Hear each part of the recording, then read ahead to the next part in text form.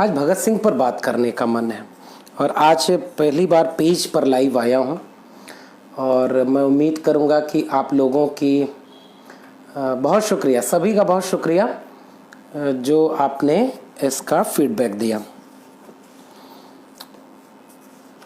भगत सिंह पर बात करनी है और भगत सिंह पर बात करने के वक्त सबसे पहले एक छोटा सा कोटेशन। सबसे पहले बिना किसी भूमिका के मैं पढ़ने जा रहा हूं भगत सिंह का आखिरी पत्र।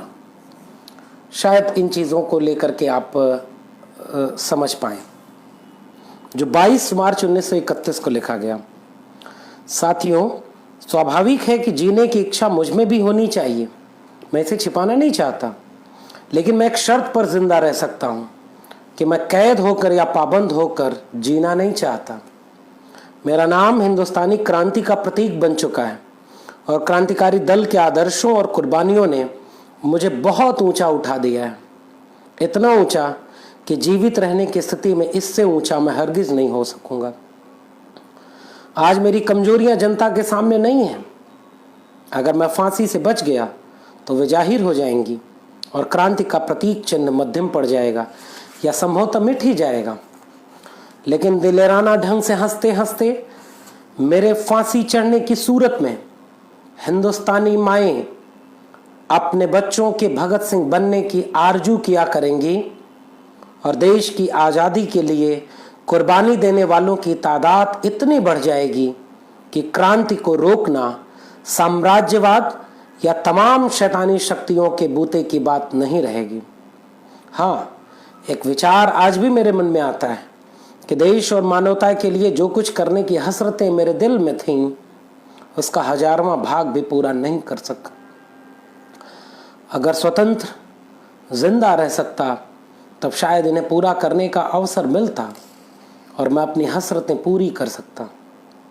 इसके सिवा मेरे मन में कभी कोई लालच फांसी से बचे रहने का नहीं आया। मुझसे अधिक सौभाग्यशाली कौन होगा। आजकल मुझे स्वयं पर बहुत गर्व है। अब तो बड़ी बेताबी से अंतिम परीक्षा का इंतज़ार है, कामना है कि यह और नज़दीक हो जाए। आपका साथी भगत सिंह। हवा में रहेगी मेरे ख्याल की बिजली, ये मुश्ते खाक है फानी रहे न रहे। अब ये जो कुलतार को उन्होंने पत्र लिखा था 3 मार्च 1931 को, उससे ये 4 शेर में पढ़ रहा हूं। हवा में रहेगी मेरे ख्याल की बिजली, ये मुश्ते खाक है फानी रहे न रहे। उसे यह फिक्र है हरदम नया तर्जे जफा क्या है, हमें यह शौक है देखें सितम की इंतहा क्या है। दहर से क्यों खफा रहें, चरख का क्यों गिला करें, सारा जहां अदो सही आओ मुकाबला करें। कोई दम का मेहमा हूं ऐ अहले महफिल, चरागे सहर हूं बुझा चाहता। भगत सिंह पर बात करते समय भावुक होना एक बहुत सामान्य सी बात है और भगत सिंह पर बात करते समय हम सोच सकते हैं कि आज हमारे बीच में इस तरह के विचारों वाले लोग हैं क्या? नहीं है। हम भगत सिंह होने की बात छोड़िए, हम लोग कुछ नहीं हैं। हमारे में 1000 कमियां हैं। हम भगत सिंह को पढ़ सकें जितना उन्होंने 23 साल 5 महीने 26 दिन की छोटी सी उम्र में लिख दिया है।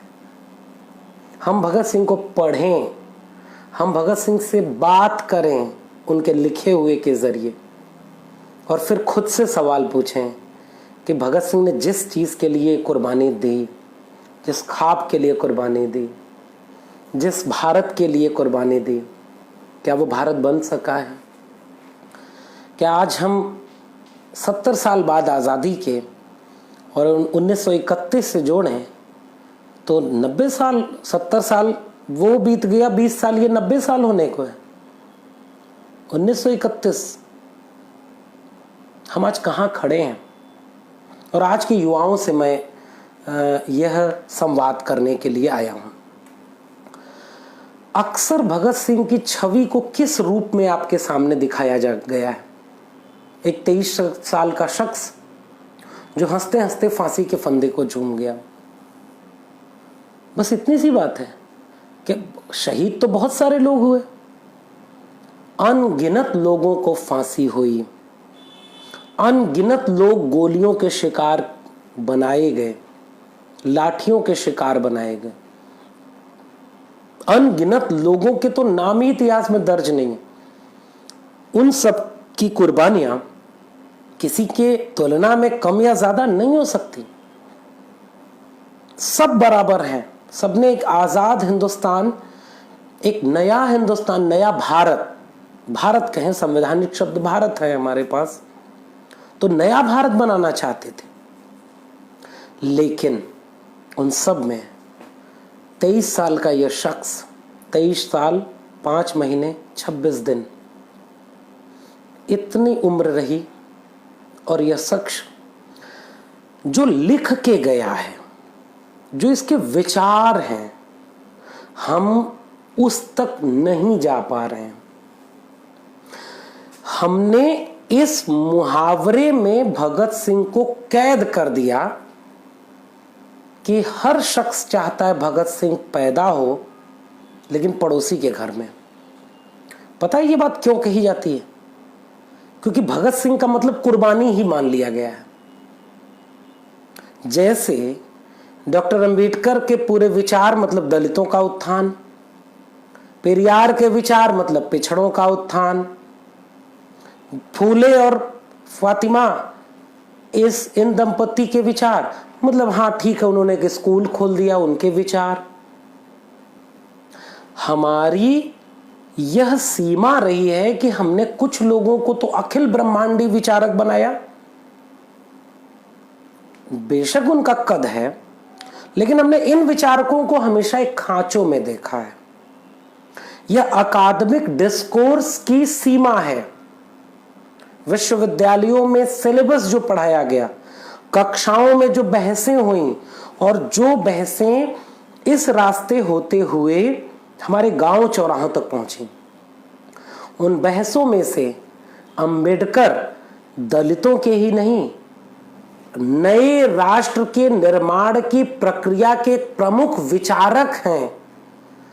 इस बात को, जो बातें जो लिखा हुआ पुष्ट करती थी, उन्हें गायब कर दिया गया बहस से, सिलेबस से, डिस्कोर्स से। पेरियार की महिलाओं की मुक्ति, महिलाओं की आजादी, अंबेडकर की महिलाओं के दृष्टिकोण, यह गायब कर दिए गए। बहस कम हुई और छवियां एक ऐसी बना दी गई कि उसी छवि में आप उन्हें देखें। भगत सिंह के साथ भी यह किया गया। भगत सिंह की छवि कौन सी बनाई गई? शहीद हो गया एक शख्स 23 साल की उम्र में, फांसी के तख्ते पर चढ़ गया। मैं यह बात कहते हुए यह बात समझ रहा हूं कि यह कोई सामान्य बात नहीं है कि मैं इसे कमतर मान रहा हूं, लेकिन पूरे सम्मान और एहतराम के साथ यह बात कहना चाहूंगा कि भगत सिंह जिंदा है, अपने विचारों में, अपनी किताबों में, अपनी लेखनी में। ये 3 किताबें तो केवल मेरे पास हैं।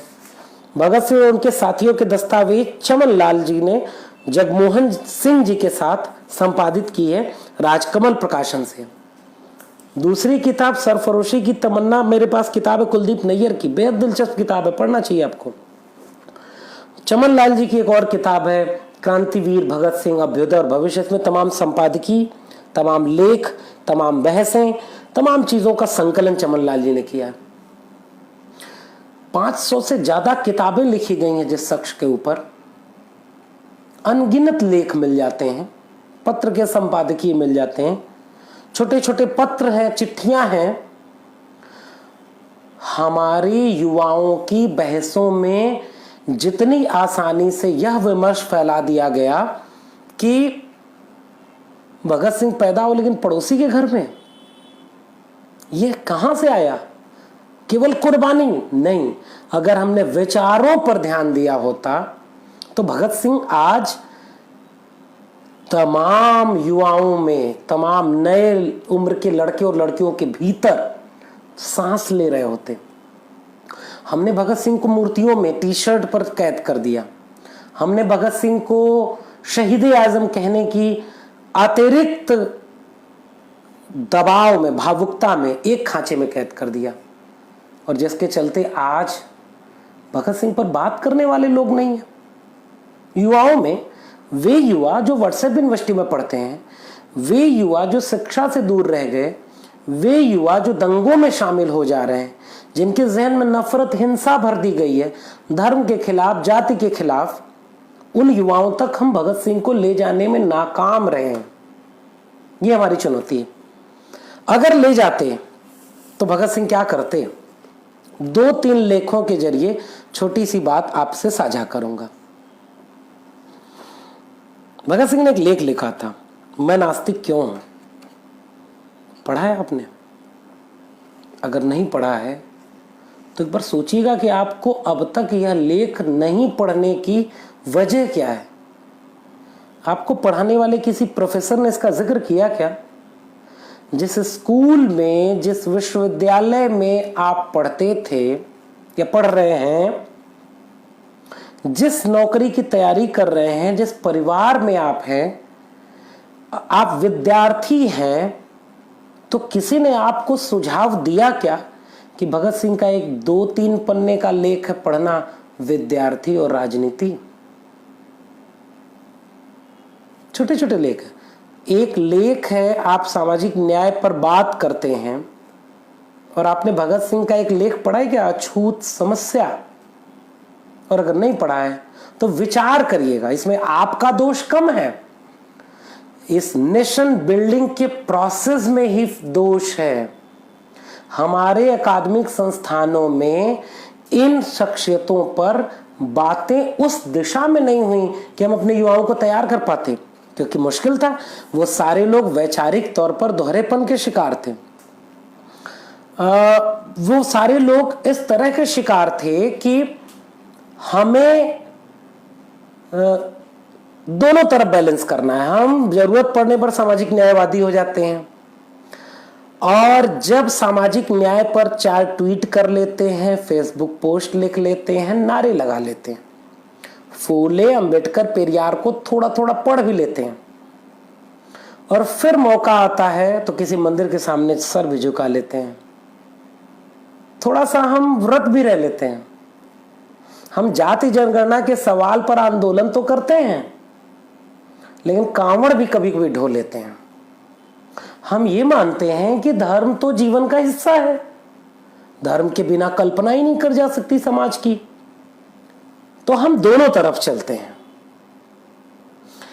भगत सिंह का एक लेख, उसके कुछ हिस्से पढ़ रहा हूं, और फिर आखिरी में इस मसले पर अपनी बात कहूंगा।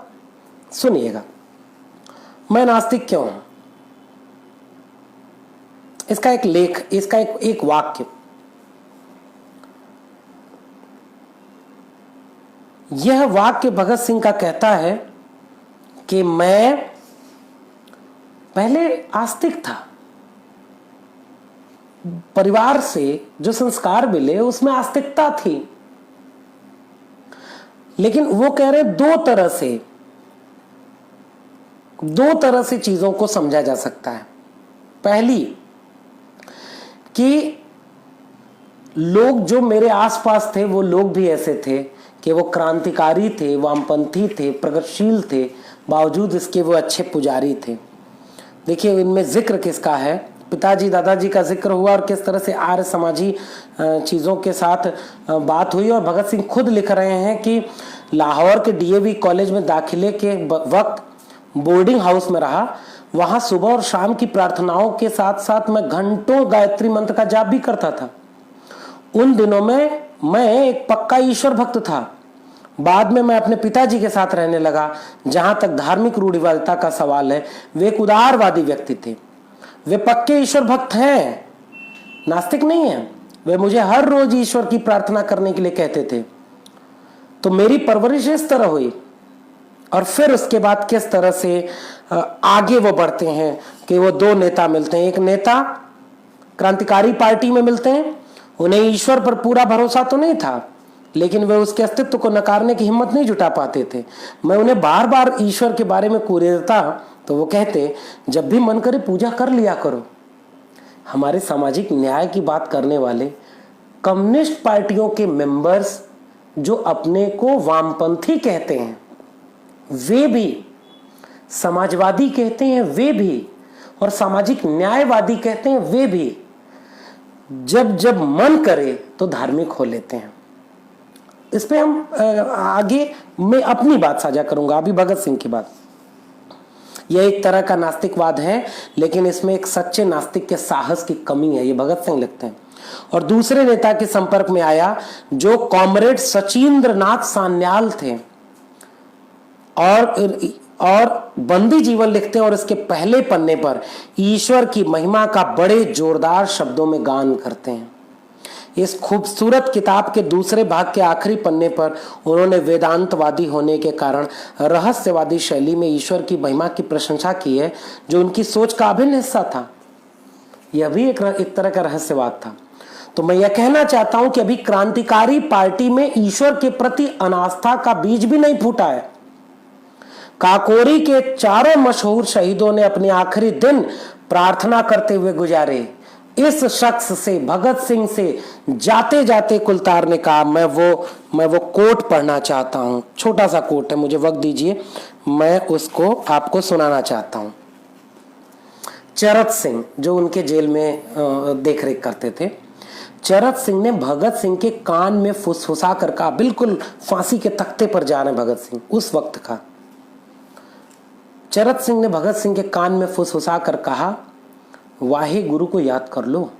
भगत सिंह ने मुस्कुराते हुए जवाब दिया, मैंने पूरी जिंदगी में कभी भी उसे याद नहीं किया, उल्टे मैं गरीबों की दुर्दशा के लिए भगवान को कोसता रहा हूं। अगर मैं अब उससे प्रार्थना करूंगा तो वह कहेगा, कितना डरपोक आदमी है, मौत को सामने देखकर मुझे याद कर रहा है।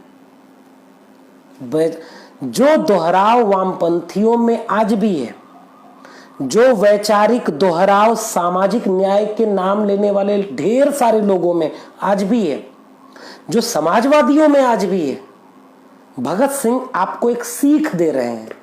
वैचारिकी दोहराव से नहीं बनती, एक दिशा में आप विचार पर खड़े होते हैं। आप कोई पार्टी के नेता हैं क्या कि जिनको वोट लेना है? अगर आप चुनाव लड़ रहे हैं तो आप सबके हित की बात करिए, सबके लिए मंदिर बनवाइए और जाति जनगणना का भी सवाल उठाइए। अगर आपके पास चुनाव लड़ना है तो आप एक समाज हैं। मैं जब आपसे मुखातिब हूं तो मैं एक विश्वविद्यालय में पढ़ाने वाला प्रोफेसर इस बात को महसूस करता हूं कि असली चीज समाज है। समाज जैसा होता है, राजनीति वैसी होती है। अगर समाज को हम प्रगतिशील बना पाए, तर्कशील बना पाए, वैज्ञानिक चेतना वाला बना पाए, तो राजनीति तर्कशील, वैज्ञानिक परंपरा वाली और प्रगतिशील होगी। और अगर समाज नहीं होगा तो हर वैचारिकी में दोहराव दिखेगा। भगत सिंह वाले लोग तो थोड़े से होते हैं। तो ये भगत सिंह का मामला है। और फिर रामप्रसाद बिस्मिल और राजेंद्र लहड़ी की आलोचना करते हैं भगत सिंह, तो रोमानी क्रांतिकारी ने सिद्ध करते हैं और उनको ये कहते हैं कि किस तरह से ये लोग बात करते थे। अब देखिए, 1926 के आखिरी तक मैं इस निष्कर्ष तक पहुंच गया था कि एक सर्वशक्तिमान ईश्वर की धारणा जो इस सृष्टि का सृजन, नेतृत्व और संचालन करने वाला है, एक आधारहीन बात है। अब इसके आगे सबसे महत्वपूर्ण बात, अब मैं ठहरा नास्तिक, तो नास्तिक व्यक्ति क्या कह रहा है कि मैं अपने आप को इससे ज्यादा तसल्ली दे सकता हूं कि मैं एक मकसद के लिए अपनी जिंदगी को कुर्बानी देने जा रहा हूं। ईश्वर में विश्वास रखने वाला हिंदू पुनर्जन्म में राजा बनने की उम्मीद कर सकता है। मुसलमान या ईसाई स्वर्ग लोक में मजे लूटने की उम्मीद कर सकता है और अपने दुख और कुर्बानियों के बदले में इनाम पाने की बाट जो सकता है। लेकिन मैं क्या उम्मीद कर सकता हूं?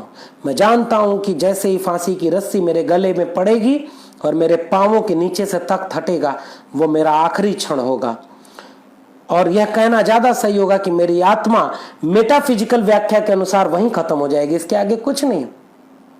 मैंने किसी स्वार्थ भावना के बिना, और यहाँ वो कहते हैं कि तुम लोग स्वार्थी हो कि भगवान को खुश करने की बात करते हो कि स्वर्ग में जगह मिले, भगवान खुश रहे बिगड़ा हुआ काम बन जाए, भगवान खुश रहे नौकरी मिल जाए, भगवान खुश रहे 69,000 की वैकेंसी में मेरा नाम आ जाए 31,000 में, भगवान खुश रहे कि जो वैकेंसी आ रही है उसमें हम पूरा हो जाए, भगवान के यहाँ पूजा करने जाते हैं कि चुनाव लड़ने जा रहे हैं जीत जाए, विधायकी का टिकट मिले, इसीलिए तो भगवान क्या जाते हैं, बीमारी है ठीक हो जाए, घर में दिक्कत है सही हो जाए। भगत सिंह कहते हैं आप सब स्वार्थी हैं। और फिर भगत सिंह सवाल पूछते हैं और कहते हैं कि इस धर्म ने, आस्तिकता ने आपको मानसिक रूप से जड़ बना दिया है और आपकी आलोचनात्मक और स्वतंत्र सोच को गुलाम बना दिया है। अब भगत सिंह का सवाल सोचिए, सुनिए और इस सवाल को ईवी रामास्वामी पेरियार से जोड़िएगा। भगत सिंह का सवाल क्या है? भगत सिंह सवाल पूछते हैं कि मेरा सवाल आस्तिकों से है, अगर आपका विश्वास है कि एक सर्वशक्तिमान, सर्वव्यापी और सर्वज्ञानी ईश्वर है जिसने इस पृथ्वी या दुनिया को रचा है, तो कृपया मुझे यह बताएं कि उसने इसे क्यों रचा है। इस दुखों और मुसीबतों से भरी दुनिया को, जो अनगिनत त्रासदियों से के चिरंतन और अंतहीन बोझ से दबी हुई है, जहां एक भी प्राणी पूरी तरह सुखी नहीं है, आपके ईश्वर ने यह दुनिया क्यों रची है। और फिर पढ़िए पेरियार को, पेरियार की किताब में कुदी अरसू के कई लेख हैं और पेरियार सीधे सीधे क्या कहते हैं, जिसने ईश्वर, पेरियार तो यह कहते हैं कि ईश्वर ने कुछ रचा ही नहीं, जिसने ईश्वर को रचा वह डरपोक मनुष्य था, जिसने प्रचारित प्रसारित किया वह दलाल था, वो धोखेबाज था। क्योंकि पेरियार कहते हैं, मैं नहीं कह रहा, पेरियार कहते हैं कि सबसे बड़ा झूठ है ईश्वर की संकल्पना। भगत सिंह क्या लिख रहे हैं, अगर, और पेरियार कहते हैं कि अगर कोई ईश्वर है तो बताओ वह दुखी लोगों के दुख को दूर क्यों नहीं करता। भगत सिंह का लेख वहां जाता है और भगत सिंह क्या लिखते हैं धर्म के लिए। मैं जानता हूं कि वर्तमान परिस्थितियों में ईश्वर में आस्था मेरी जिंदगी को काफी आसान बना देगी, मेरा बोझ कम हो जाता, पर उस पर अविश्वास करने के कारण परिस्थितियां थोड़ी रूखी प्रतीत होती हैं और स्थिति एक बेहद कठोर मोड़ ले सकती है। थोड़ा बहुत रहस्यवाद इन परिस्थितियों को काव्यात्मक बना देता है, लेकिन मैं अपने भाग्य का सामना करने के लिए किसी तरह के नशे की मदद नहीं लेना चाहता। नशे की मदद, हम सारे लोग नशे में धुत हैं। हम सामाजिक न्याय की भी बात करते हैं, थोड़ा सा नशा भी कर लेते हैं। हम वामपंथी भी हैं, थोड़ा सा नशा भी कर लेते हैं। हम समाजवादी भी हैं, थोड़ा सा नशा भी कर लेते हैं। ये जो नशा है, भगत सिंह इसको तार्किक रूप से आपसे संवाद कर रहे हैं और नई पीढ़ी से मुखातिब है। तो इस तरह से भगत सिंह कहते हैं कि यह सब मामला किस तरह से गलत है, और वह कहते हैं कि हिंदू धर्म किस तरह से इसको जीते, हिंदू धर्म में किस तरह से ये सारी चीजें हैं। इतिहास में इससे बुरी जगह कहां है जहां धर्म के नाम पर हत्याएं हुई। अब आप अपने सर्वशक्तिमान चिरंतन नीरो को कैसे सही ठहरा सकते हैं जब चंगेज खान ने अपनी खुशी की खातिर कुछ हजार जानें ली थी और हम उसके नाम से नफरत करते हैं। तब ईश्वर क्या कर रहा था। अब भी हर दिन, हर घड़ी, हर पल अनगिनत दुख पैदा होता है, वहां ईश्वर क्या कर रहा होता है। मैं पूछता हूं कि उसने इस दुनिया को रचा ही क्यों, एक जीते जागते नर्क को। ठीक यही विचार आपको पेरियार के यहां मिलेगा। पेरियार कहते हैं उसने ये दुनिया क्यों बनाई है, वो ईश्वर मिले तो मैं उससे पूछूंगा। हिंदुओं को लिए कहते हैं कि आपने ऐसे तर्क निकाले हैं कि जो लोग कष्ट भोग रहे हैं वो पिछले जन्म के पापी हैं। अच्छी बात है, आप कहते हो तो आज के जन्मकारी पिछले जन्म के साधु महात्मा थे, इसलिए आज उनके पास ताकत है कि वो प्रधानमंत्री बन जा रहे हैं, गृह मंत्री बन जा रहे हैं, मुख्यमंत्री बन जा रहे हैं, वो एक सांस्कृतिक संगठन चला रहे हैं, वो एक राजा महाराजा बने हैं, अंबानी अडानी बने हुए हैं। क्या वो पुराने जन्म में ऋषि मुनि थे? भगत सिंह पूछ रहे हैं। मुझे यह मानना पड़ेगा कि आपके पूर्वज बड़े चतुर थे। उन्होंने ऐसे सिद्धांत खोज निकाले कि तर्क और अविश्वास की गुंजाइश ही न रहे, लेकिन हम विश्लेषण करके देखेंगे कि उनके तर्क और वास्तव में कितने खोखले हैं। मुसलमानों और ईसाइयों के लिए लिखते हैं भगत सिंह, मैं आपसे पूछता हूं कि सर्वशक्तिमान ने इस दुनिया को बनाने में 6 दिन तक मेहनत क्यों की और हर दिन यह क्यों कहा कि सब ठीक ठाक है। उसे बुलाओ और इस दुनिया का पिछला इतिहास दिखाओ, उसे मौजूदा हालत का बयान करने को कहो। इसके बाद देखें वो कहता है क्या कि सब ठीक ठाक है, सब खैरियत से है।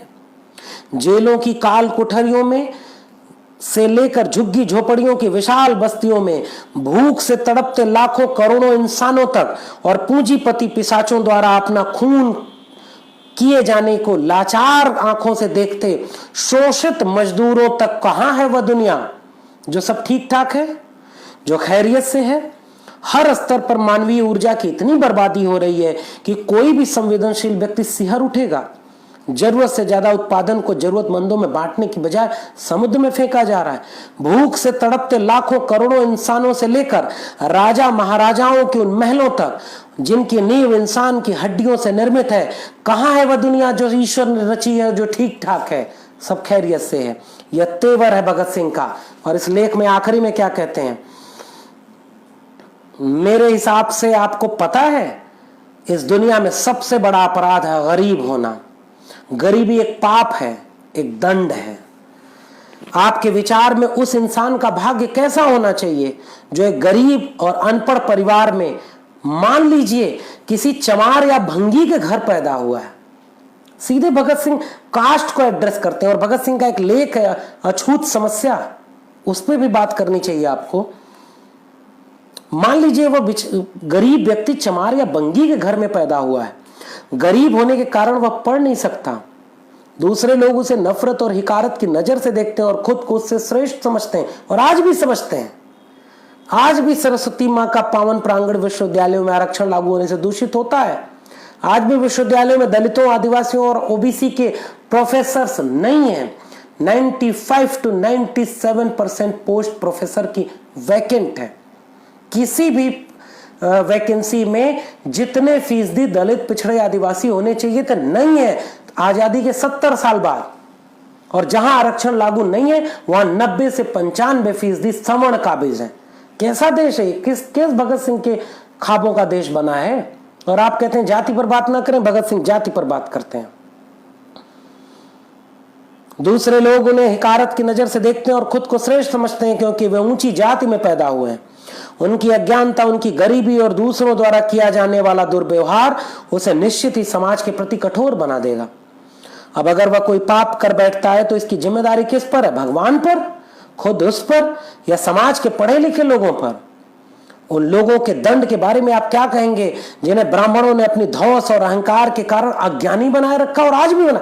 भगत सिंह आज होते तो भगत सिंह लिखते कि विश्वविद्यालयों में 95 से 97% प्रोफेसर के पदों को जो दलितों, आदिवासियों और पिछड़ों के हैं खाली क्यों रखा है। भगत सिंह पूछते कि तुमने जब से रिजर्वेशन लागू हुआ परमानेंट अपॉइंटमेंट विश्वविद्यालयों में बंद क्यों कर दिया।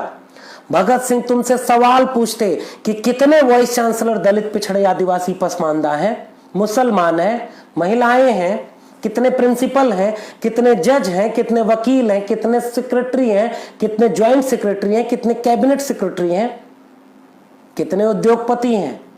तुमने कैसा देश बना दिया 70 साल बाद। और भगत सिंह की शहादत के तो 90 साल हो गए। क्या आपको सवाल ये पूछने पर चुभता है? भगत सिंह पूछ रहे हैं। और भगत सिंह तो ये कह रहे हैं बुलाओ उस ईश्वर को और दिखाओ कि तुमने ये दुनिया बनाई।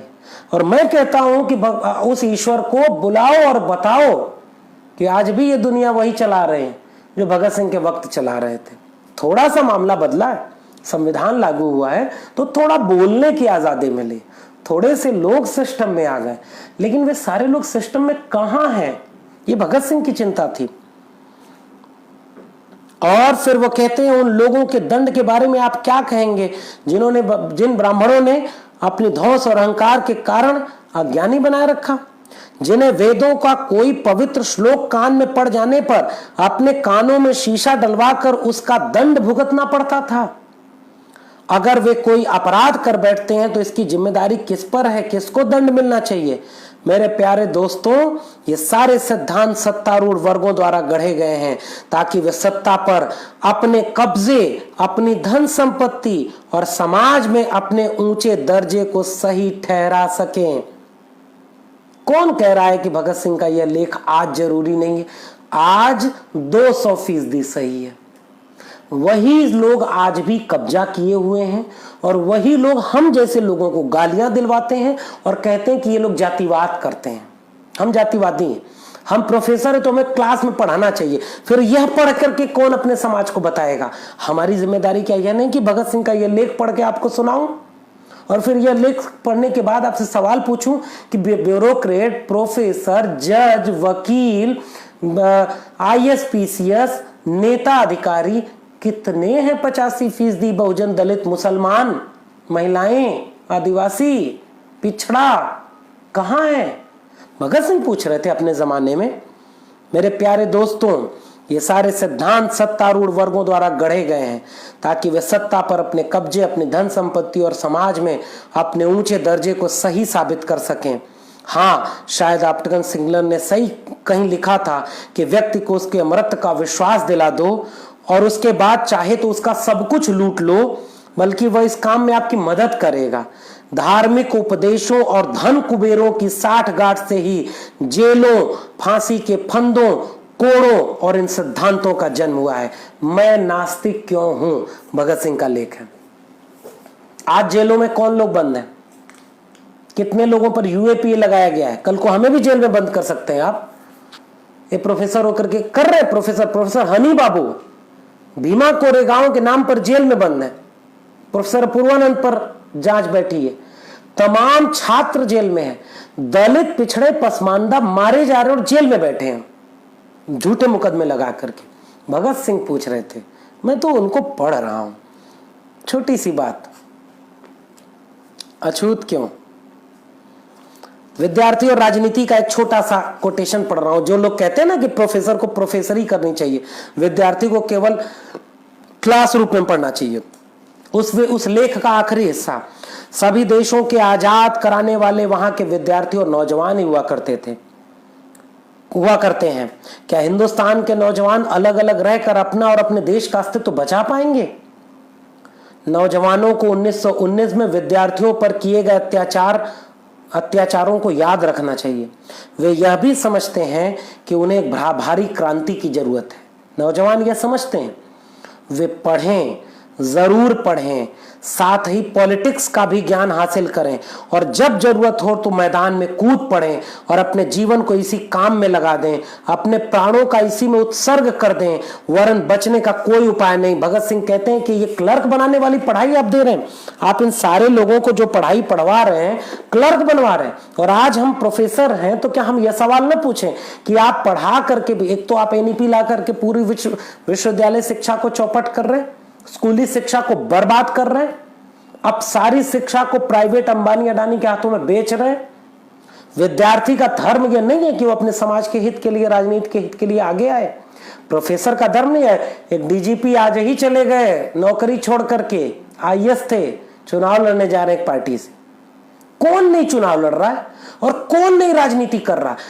RSS से आने वाले लोग कुलपति नहीं बनाए जा रहे क्या? RSS के कैडर प्रथम वर्ष दीक्षित, द्वितीय वर्ष दीक्षित, तृतीय वर्ष दीक्षित प्रोफेसर नहीं बन रहे क्या? खुलेआम बन रहे, वाइस चांसलर बन रहे और बड़े बड़े पदों पर बिठाए जा रहे हैं। ये सारे प्रोफेसर लोग राजनीति नहीं कर रहे और प्रोफेसर लोग प्रोफेसरी से निकल करके राज्यसभा नहीं जा रहे क्या? हम ही राजनीति कर रहे हैं। हम भगत सिंह की बात कर रहे हैं, फूले अम्बेडकर, पेरियार की बात करें तो हम नेतागिरी कर रहे हैं। ये सवाल पूछ रहा हूं मैं उन लोगों से। और ये सवाल, ये दोहरा चरित्र, ये बहुत दिन चलता नहीं है। अछूत समस्या का एक लेख है और आखिरी लेख पढ़ता हूं। कहावत है कि लातों के भूत बातों से नहीं मानते, लातों के भूत बातों से नहीं मानते। अर्थात संगठनबद्ध हो, अपने पैरों पर खड़े होकर पूरे समाज को चुनौती दे दो। भगत सिंह अछूतों से, और आज की डेट में अगर भगत सिंह होते तो यह कोटेशन दलित, आदिवासी, पिछड़े, अति पिछड़े, पसमानदा और महिलाओं के लिए कह रहे होते। ध्यान से सुनिएगा। अपने संगठनबद्ध हो, अपने पैरों पर खड़े होकर पूरे समाज को चुनौती दे दो, तब देखना कोई भी तुम्हें तुम्हारे अधिकार देने से इनकार करने की जरूरत न कर सकेगा।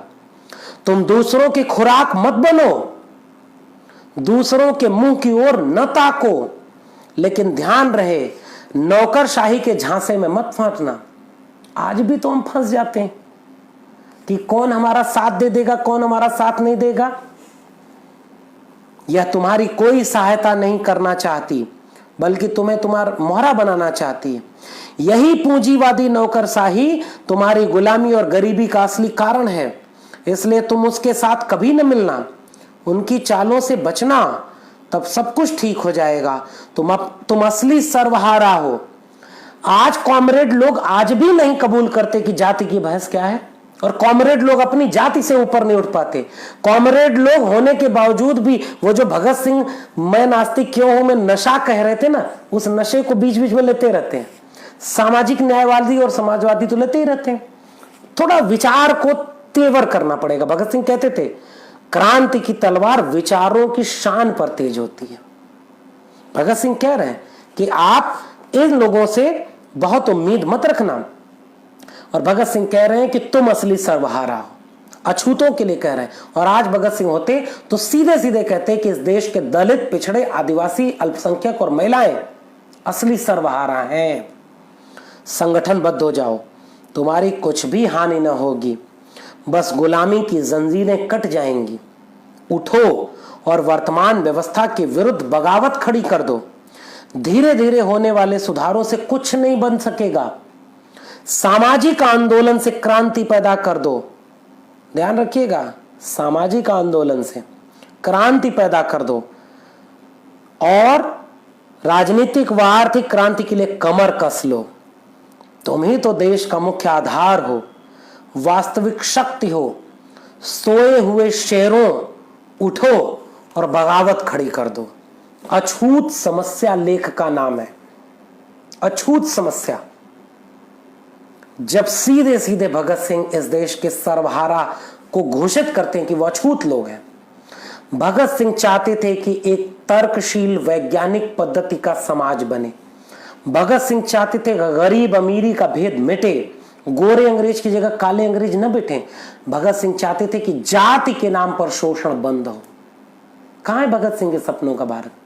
तो मैं जाते जाते आपसे यही अपील करूंगा कि आप एक बार किताबों के करीब जाएं।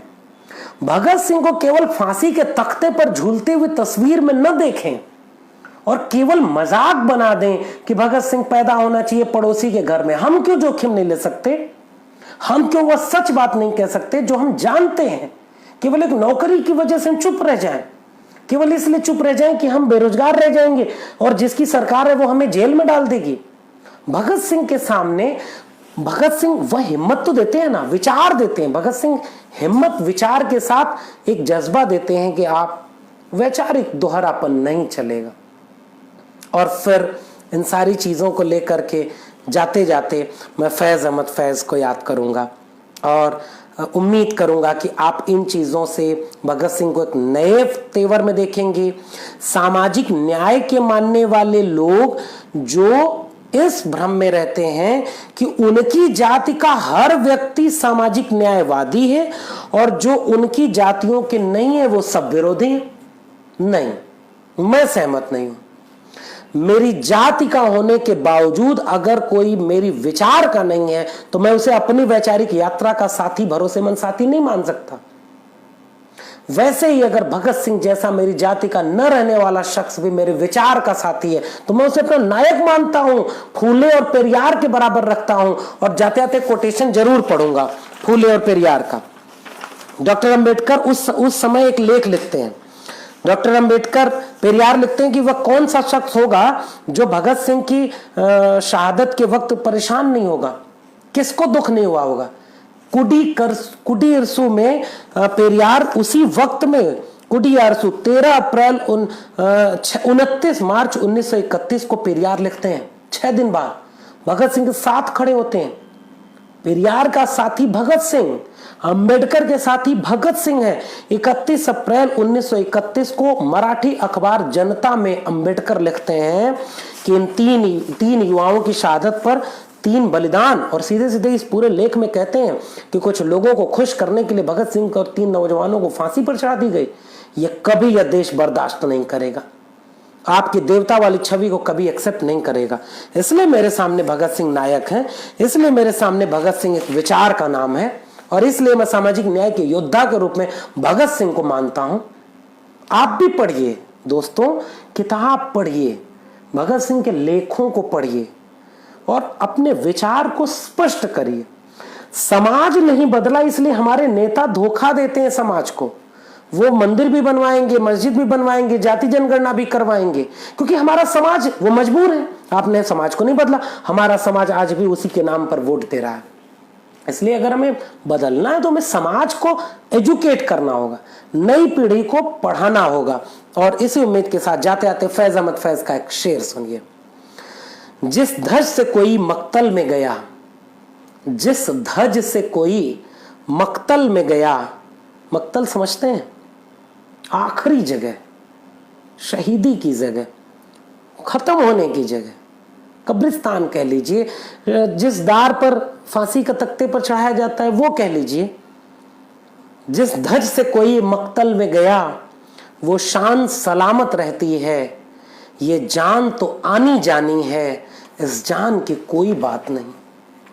और फिर मेरे महबूब जिले आजमगढ़ के शायर, आला तरीन शायर कैफी आजमी की वो नज्म, हम बचाएंगे सजाएंगे संवारेंगे तुझे, हर मिटे नक्श से निखार उभारेंगे तुझे, अपनी शहरक का लहू दे के सींचेंगे तुझे, दार पे चढ़ के, दार मतलब फांसी के तख्ते पर, दार पे चढ़ के फिर एक बार पुकारेंगे तुझे, राह इमदाद की, इमदाद का अर्थ होता है मदद की गुहार करना, राह इमदाद की देखें ये भले तौर नहीं, हम भगत सिंह के साथी हैं कोई और नहीं।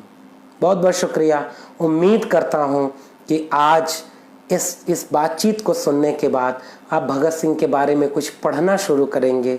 कम से कम विद्यार्थी और राजनीति, अछूत समस्या, बम दर्शन, मैं नास्तिक क्यों हूँ, भगत सिंह के तमाम पत्र जरूर पढ़ेंगे और अपने भीतर भगत सिंह को बचाएंगे, बसाएंगे और अपने हिस्से के भगत सिंह को जीने की कोशिश करेंगे, बिना डरे, बिना हिचके, बिना विचारों से समझौता किए एक स्पष्ट वैचारिक राह पर निकलेंगे।